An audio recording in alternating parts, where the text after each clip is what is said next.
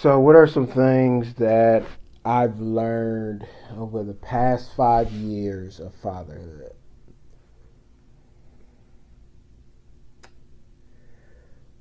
Looking back over all the pictures I've taken of my girls and just realizing I can remember moments, those moments, that time flies by so fast. Before I know it, they're not going to want to be bothered with me or their mom. So, I have to take full advantage of every moment that I have with my girls because, yeah,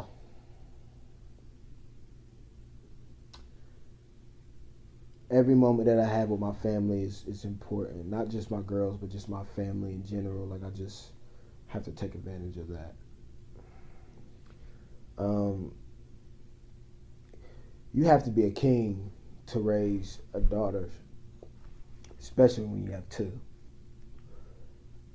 Ultimately, the things that I instill into my girls, they're going to mold the way society looks at females. And I want them to be powerful. I want them to understand that power that they have inside of them. I want them to understand that every move and every decision they make can change the world. So I really wholeheartedly feel women are the engine to society, and what I put into them, they're going to put into the world. So I have to be careful, not careful, I have to be more proactive in the things that I put in them that I want to see changed in the world, because ultimately they're going to take the reins on that. Keep your sons, your dirty sons, away from my babies. Keep their faces away from my babies. Ain't no hugging. They don't need to be holding hands. Especially at the age they in, people like to see pictures of babies kissing each other on the cheek. No, keep your dirty ass kids away from my daughters. I will trip your kid. I'm not joking. I've dead ass locked Bristol in a room for teething.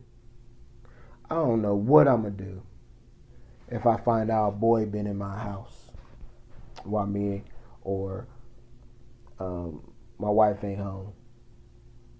You know what? I know what I'm gonna do. You ever seen Jigsaw? Saw the movies? I would tie your kid up in a basement. He won't see the light of day ever again unless he cut off his foot or his grapes. It's his choice. If my daughters are listening to ratchet music, they did not get that from me. My kids love speaking their mind against authority. And by authority, I mean me and their mom. They've been conditioned, well, one of them have been conditioned to speak their mind. The other one is going to follow suit. But yeah, they've been conditioned to speak their mind, and that's going to stop because they're not allowed to have expression in some forms when it comes to what me or their mama say. I'm not going on Maury for kids that need boot camp. Not happening. That's embarrassing. I don't know what to call their lady parts. So most of the time, I just point like, yeah, that, or make sure you clean there, or don't touch that, or yeah, I don't know. So if you could put down below some things that y'all call y'all daughters lady parts, that would be helpful because I need to know, because I'm lost when that, as far as that is concerned. They get disciplined and immediately come back for comfort. I don't understand that. When I got disciplined as a kid, I wished for a new mom. Like, I prayed to God send me a new mom, or He would just take her. Like, these kids these days, they get disciplined and they want to be all up under you right after they get disciplined. Now, our girls don't get physically um, punished, but yeah, their feelings do get hurt a lot. Now, yeah, y'all be buying these kids all these Jordans and LeBrons and KDs and all these expensive ass shoes, only to see them either one, put the shoe in their mouth because they don't know it's a shoe.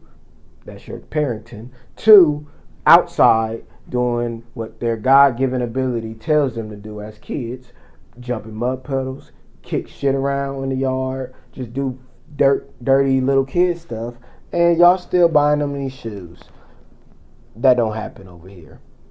Um, Once they start asking for the shoes, that will further let us know that they can appreciate them. So until then, kids just want shoes they can play in, and that shoes that light up and shit.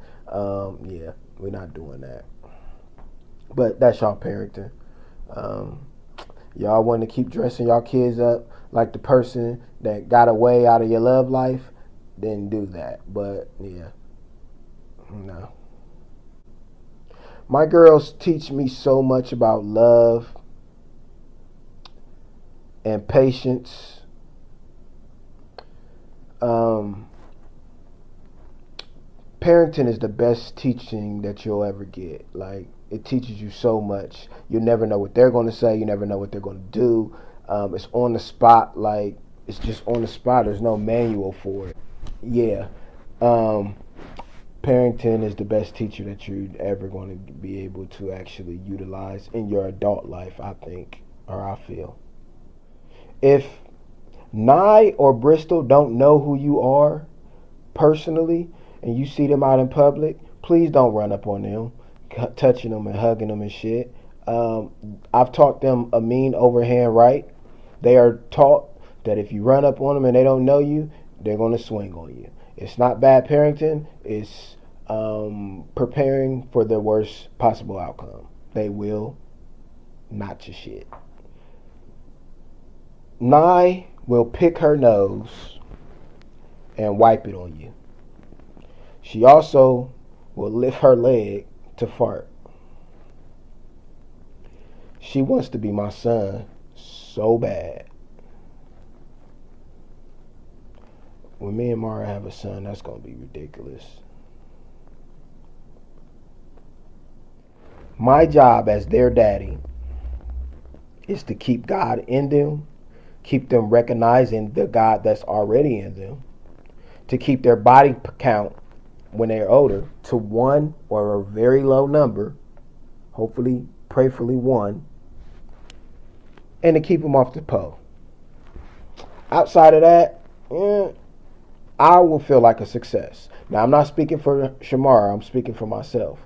I have a short list. That list is the list, my go-to list. As long as they don't do any of that stuff, and one of them, well, not one of them, but the body count thing stays, I'm fine. Like, there's nothing they can do to disappoint me.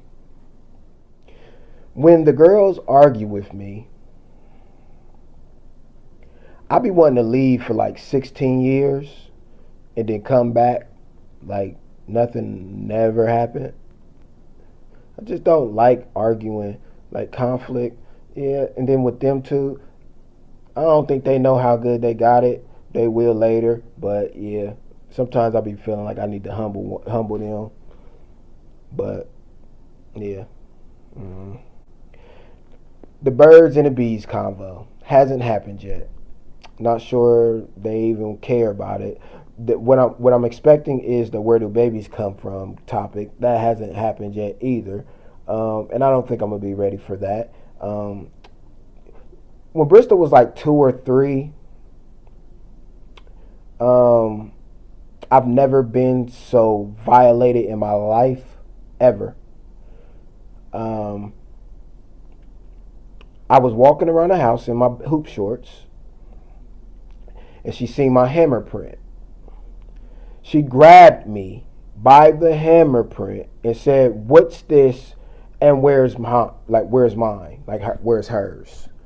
When she touched me, I was like, "Oh!" Like, my knees gave out. Like, I was so like violated. Like, it was the worst thing ever, and I didn't even know how to explain. I couldn't even really explain to her that part responsibly. So I don't know what's gonna happen. I'm gonna just leave that conversation for Mara, because yeah, I'm not that responsible to have that type of conversation with them at this point. Maybe when they're a little bit older, and I can be a little bit more not so politically correct. But at this age, yeah, I just want to hold on to their innocence as long as I can. No one told me that once you have girls, that you immediately become a feminist. Like, immediately.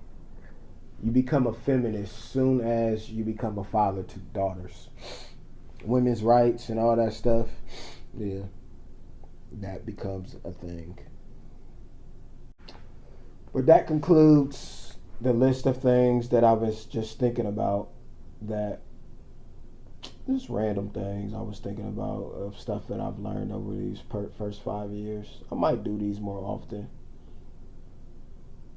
Fathers, we got to stick together, man. If y'all have any tips or ideas or things that y'all do with y'all daughters, leave it in the comments below. Subscribe, like, comment. Let me know what y'all doing so I can add y'all to my pages or to this channel so I can start watching other stuff too, because yeah. Alright, beloved. Y'all be cool like y'all be cool. Signing off. Peace.